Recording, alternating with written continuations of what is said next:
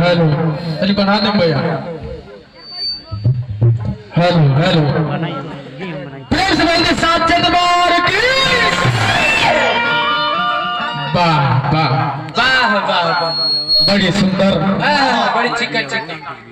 गाना बजाना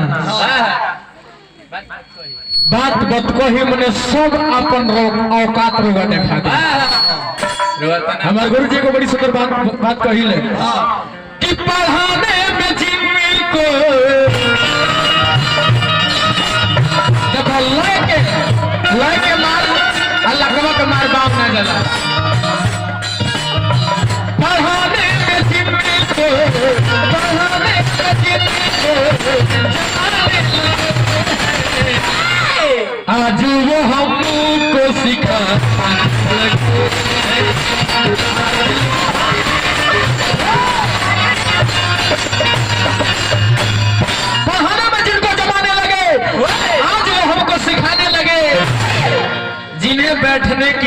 रुका नहीं,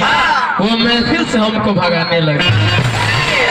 बड़ी सुंदर सुंदर इनके बात देखिए, एक पन्ना लबराई बोल ले लिखला से लिखा तो नहीं खाएंगे लबराई। पर हमने के खाए गए तो खाए गए नहीं हमारा जकार्ता का तो अभी के काहे छाती फटता कह करे कि कदम चला लेंगे हंसत रहे सुपुआ के ना जी। एक और बात कहता है कि निराला हुआ इनका के भाला मारो घरे जाइए तो हल्ला करी है। ओ सुभाष सागर अरे सुई कितना मोटाई तो भाला ना होई, सुई को भाला ना होई, लड़कन के हल्ला ना होई। गाय खातिर तो सब लोग होता लेकिन सभे नागेंद्र निराला ना कहतर कि लबहर माल पोसब तो दूध मिली खाए के पहिला पोसब तो कुछ ना भेटाई मने हमरा के माल जाल सब बना देले, माल जाल सब बना देले। लेकिन हमारे गुरुजी कहिले नागेंद्र बाबू हे सुभाष सागर जी हेलो देखिए भैया काहे सिटी मारता हमारे गुरुजी बड़ी सुंदर बात कहिले सुभाष सागर जी चिमटी माता हो जाई, चिमटी माता हो जाई को भगवान का आशीर्वाद रही तो। लेकिन ध्यान दी भगवान का आशीर्वाद रही तबे नु, लेकिन ये तरह चिमटी को माता ना होई, इनको खाता ना होई, वहां ना धसाई धासम के जवार में अंदर साता ना होई। ध्यान दो बांस फराई तो फाटा हो जाएगा जवान ले लो, बांस फराई तो फाटा हो जाई, गेहूं पिसाई तो अंडा हो जाई, ये बात तो 1400 का जान की फेरा जवार में हमार साता हो जाए। कहतर कि लबहर माल पोसब तो दूध मिली खाए के पहिला पोसब तो कुछ ना भेटाई कदन होई चौपट के माइक थमा दे तो सत्ता के पैठा दाड़े न जाई। सही बात लोग कहला छुदुर जा रही नु अपन छुदरई ना छोड़ तो तू छुदरई को उतर गइल ना जी। हमार गुरुजी बड़ी सुंदर बात कहिले कि ओट के पट बोल पगलाई के लक्षण हो, ओट के पट बोल पगलाई के लक्षण हो, आमस से बेसी खर्चा कोई बिलाए के लक्षण हो। ए सुभाष सागर अपना से बरियार से अजुरई चौक पर पिटाए के लक्षण हो। बताइए हाई कहता का किलोमीटर खाई लगता रहे तनी के 1 किलोमीटर तनी का देख के आई बाजा जाता दूर से अब फिर 1 किलोमीटर देख के गई बाजा 1 किलोमीटर आई हमरा देखा जा तीनों दोस्त संदीप बाबू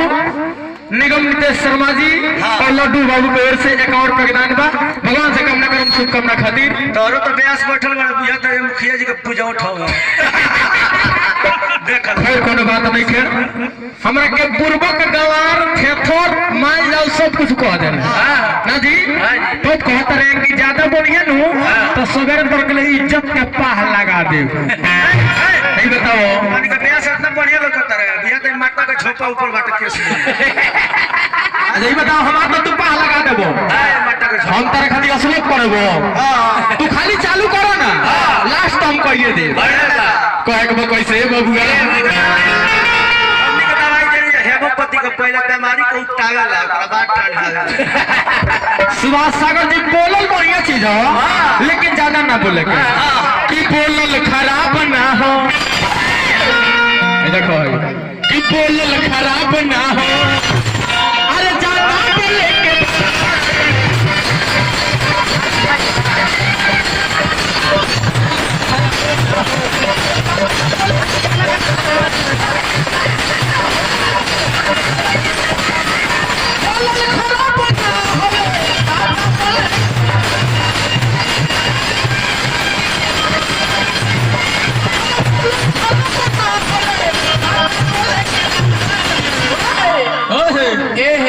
अरे हौसल खराब ना हवे दादा हंसे के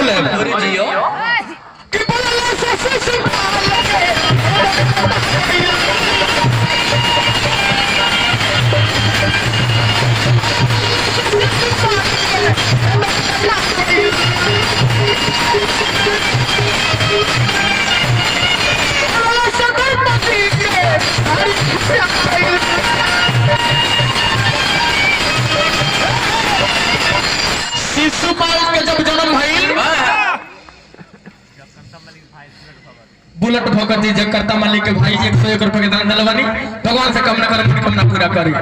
शिशुपाल के जन्म तक 3 गो आंख रहे चाचा। आकाशवाणी भाई की शिशुपाल जकरा गोद में धराई आ जकरा गोद में धइला से ओकर तीसर का आंख टूट के गिर जाई ओकरे हाथ से ओकर मृत्यु होई। सब लोग के कोरा में गोदी में शिशुपाल धराए लागल केहू के कोरा में ओकर आंख टूट के ना गिरल लेकिन जब भगवान कन्हैया के कोरा में धराई तीसर का आंख ओकर टूट के गिर गई। अब शिशुपाल के माई कन्हैया के फुआ रहली कन्हैया जी के कहली कि ये बाबू हमरा बेटा के तो मत मरी हो। भगवान कन्हैया बचन देनी कि जा फुआ तेरा बेटा के ना मारब लेकिन जो ये 100 से बेसी गलती कह दी तो ये एकरा के मार दे। राजसी जग में शिशुपाल गलती पर गलती गाली देत गई कन्हैया जी के जब सब गाली हो गई तो लोग पूछे लगल कि ये भगवान ने कन्हैया ई काहे गरियाता रहुआ के तो कन्हैया जी कहनी कि जानता नहीं लोगी कि तेले पानी बचन हम एकरा माई के भगवान कन्हैया कहनी एकदम प्रमाण से बोलतनी सुभाष सागर कि तेले पानी बचन अरे हम एकरा माई के आ गलती पे गलती करी मारब चक्र चलाई 100 से ज्यादा जब गलती बोल ले भगवान कन्हैया चक्र चला देगा।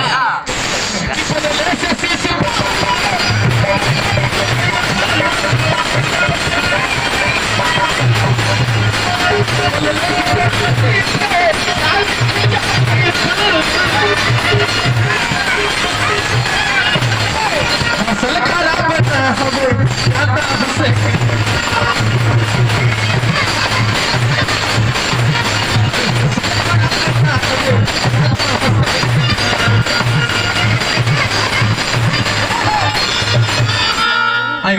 बैठ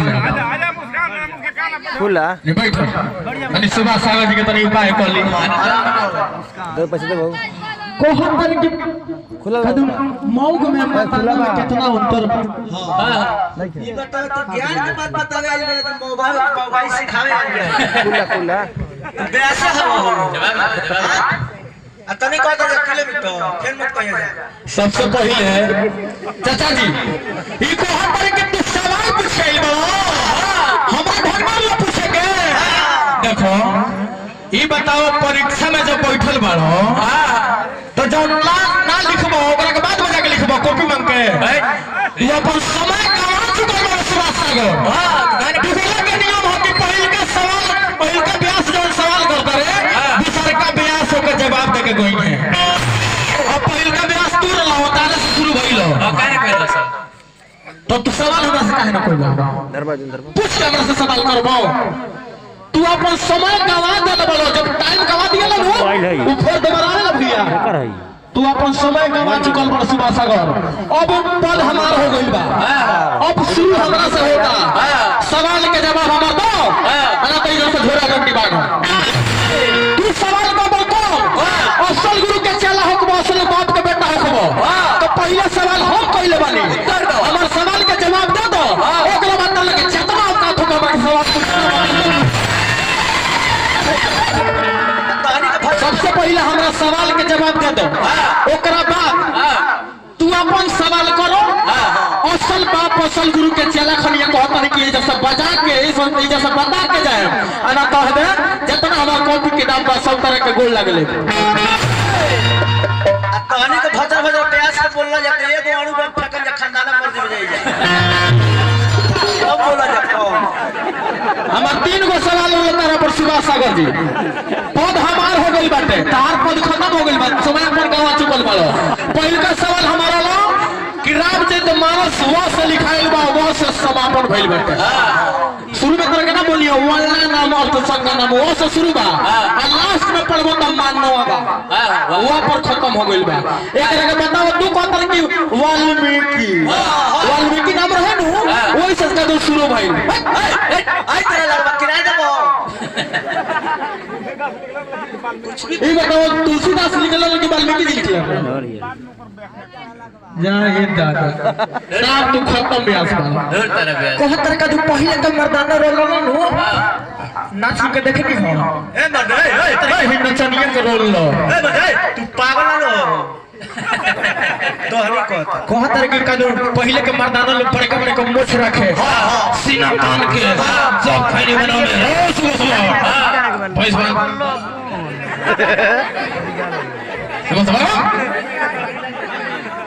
सब कहते रहे कि अंदर पानी डाल ले बड़े पानी पानी तो तरह में इतना ना पोष दम की जीवन भर खाता रहा पानी डालना पर टूटी खोल कर छोड़ दो पानी तक ना डालेगा ना धर फट जाए कहते रहे कि तू पहले के मर्दाना हम असली आई है कि है अथिया में सर देखी ना भाव कोई जाना नु तो तनी रंगीन काम चल रहा है सादा काम चल रहा है हमरे बुझा तो विधवा मेहरा रुके आइल बड़े शुभ कहत रहे कि पहले के मर्दाना असत लोग तो हमरे बुझा तो रावण के खानदान में क्रिकेट खेलत चल का तू ना गंदा नहीं हंसत नचने में बढ़िया पैसा कमाता जेतर सुभाष सागर हम गायकी को दे ज्यादा स्वरलिपि से बोल दे नु करे जा तार फाट जाए गायकी में 10 गायकी में अभी 10 बरस तू पीछे मारो आगे से गावत रहो तो ना गंदा नहीं तू साल 200 पर झाल बजावत रहो तो माई के पेट में से सारे गांव में 5 बच्चे सब लोग भैया धरती पर सीखे लगा लगा कहता तो झाल बजावले बड़ो तू माई के पेट में हरपुनिया पेड़ तो ढेर दिन से गायकी ना करले ढेर दिन से मोटरसाइकिल हाकेले 3 साल जैसे भर किलोमीटर मार के दांत छिया गेले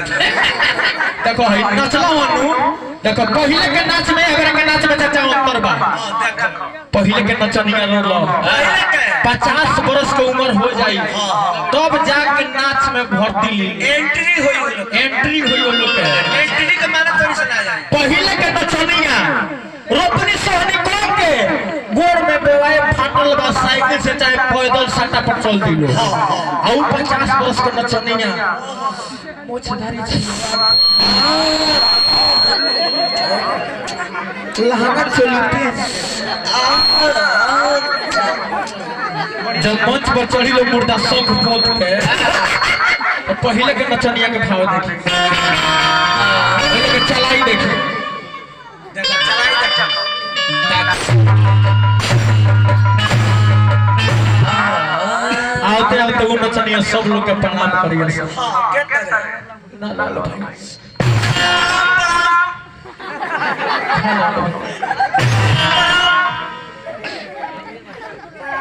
हिंदी वाले मास्टर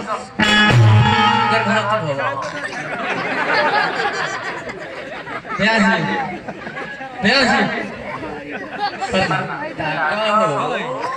आओ नचनिया जब मंच पर चढ़ियो सब चाचा बुढ़ऊ चलो बुढ़ऊ चाचा लोग चश्मा उठा के देखे कहीं के पता बताओ ना डरे पर चला आओ नचनिया आते पहले है भेज बजा तो लो पहले हारमोनियम ढोलक बाजी हारमोनियम पर लात हिला के सुर मिला ली ले आओ नचनिया पहले सुमरन करियो शर्माई सरस्वती के सुधार सरस्वती जी का नाम धरे के लूर ना आई कहियो सरस्वती आज सरस्वती ने सुर दिया अरे गुरु ने दिया गया अरे माता पिता ने अरे जन्मती होने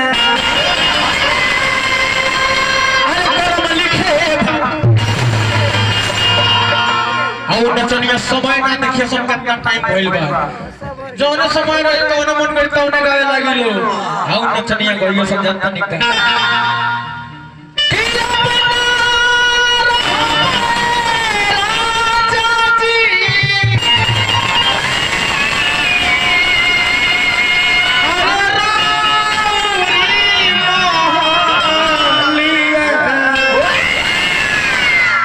सब दिन के दुनिया अरे साले लाए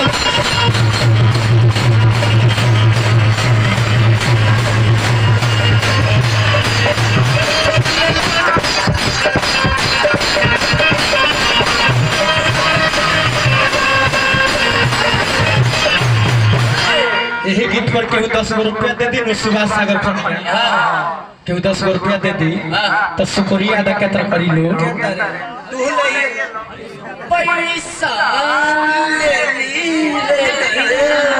रोना मत हमरो दे दी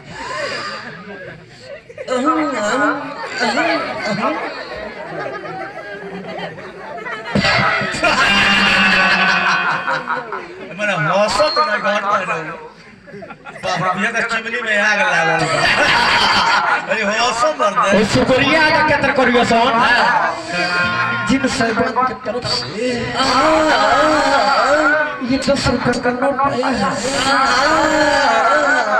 मैं उन साहब को अपने ताहे दिल से अपने नाजुक दिल से शुक्रिया अदा करता रे दादा उनका नाम पर 3 लाख मार के उनके साथ खानदान तार दिया जब चौकी रही कहीं की सरवा हमार चौकी मत तू रे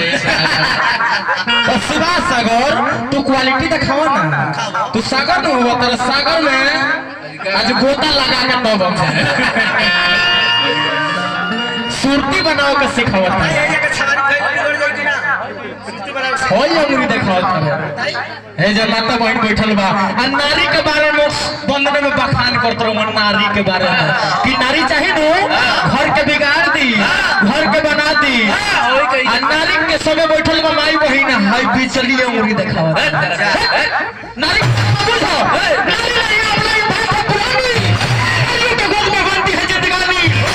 घर के लक्ष्मी सिंधु बन के चमके एक अपने तो चूड़ियां तलवार कर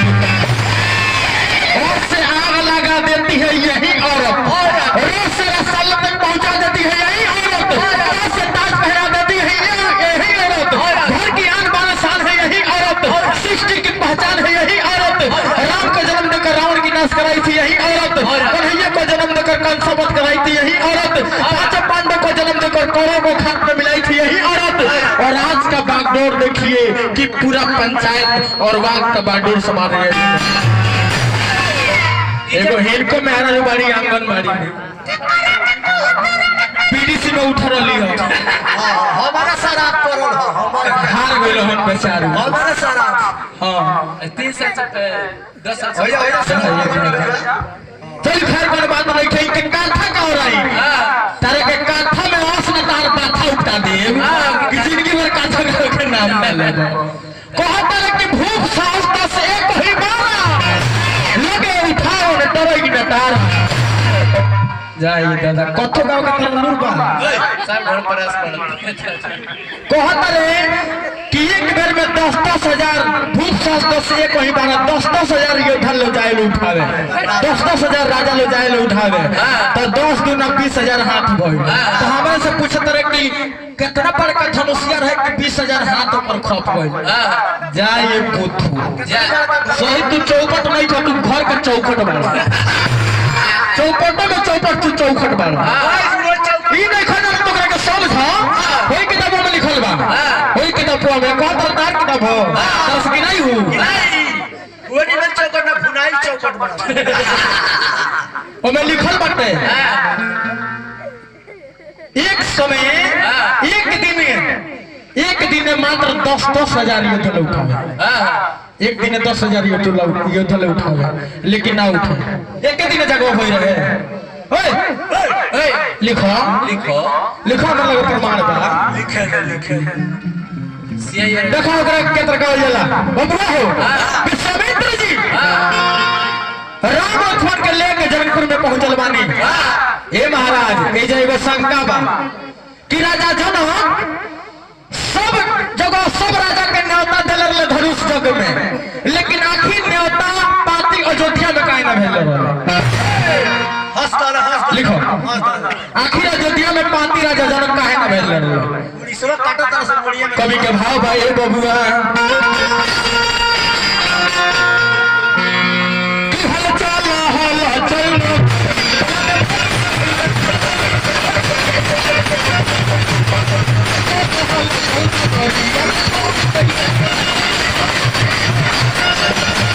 राजा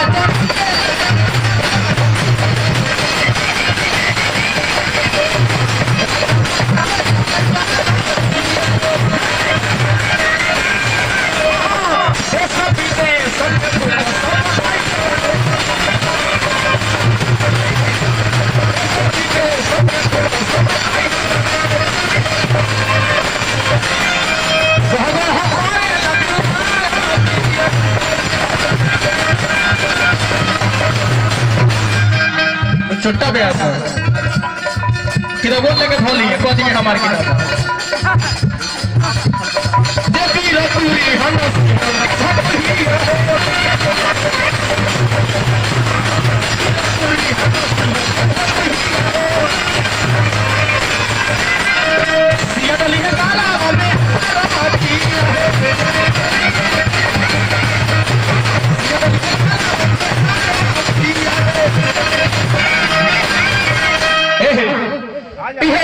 देश विदेश के नरेश लोग पहुंचल बाटे